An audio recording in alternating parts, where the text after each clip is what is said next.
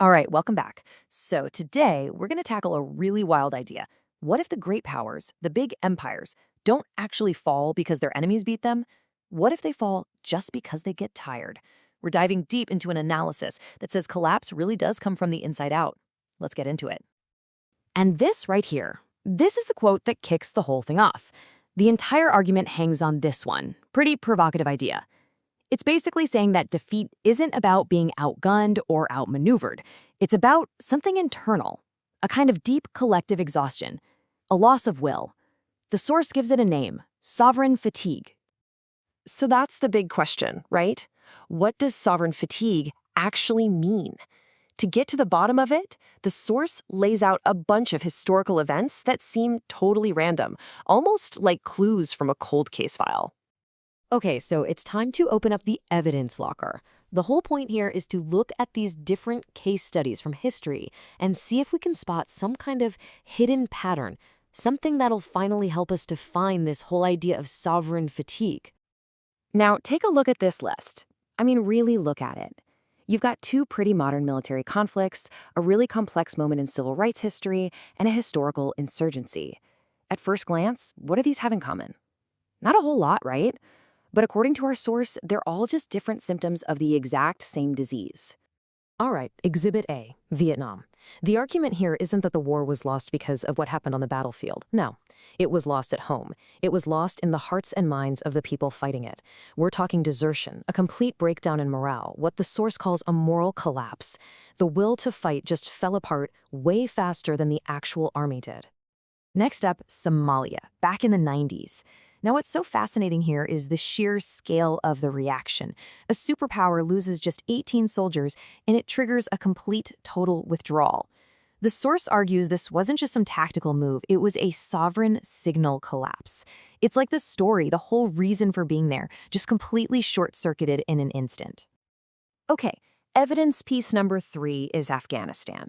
You know, after 20 years, the reason for being there, that mission logic, it had basically just evaporated. But, and this is a really curious detail the source points out, a huge Christian infrastructure built by NGOs and other groups, it was still there. It actually remained even as the state pulled out. Keep that little detail in your back pocket. It's going to be important. And now we pivot. We're moving completely away from military conflicts. Let's look at post-slavery America.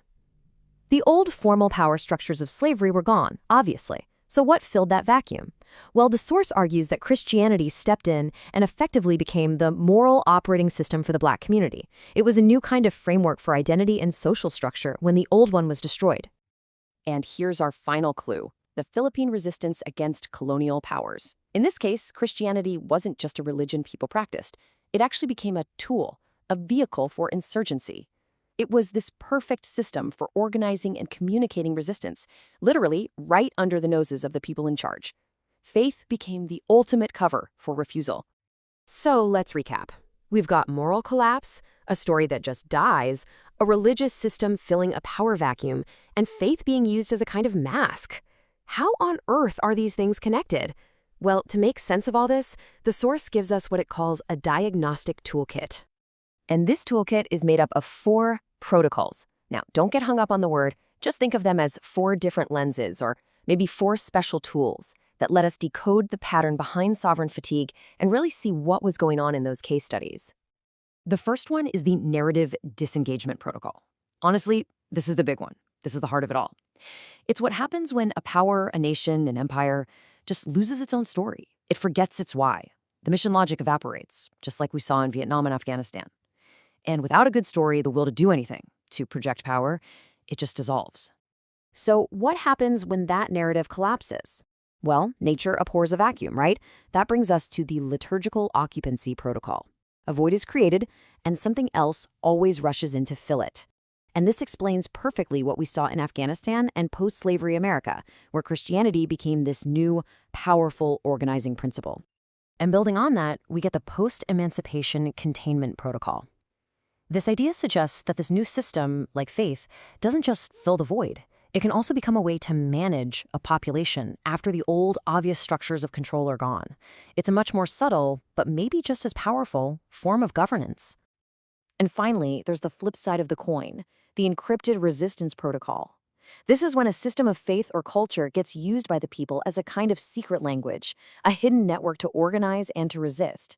It's exactly what the source was pointing to with the Philippine Resistance, where their faith was a mask for refusal. Okay, so now we have the evidence from the locker, and we have our diagnostic tools. What happens when we put it all together? Well, this is the diagnosis. This is the core argument of the source material, and it completely reframes how we think about power, belief, and resistance.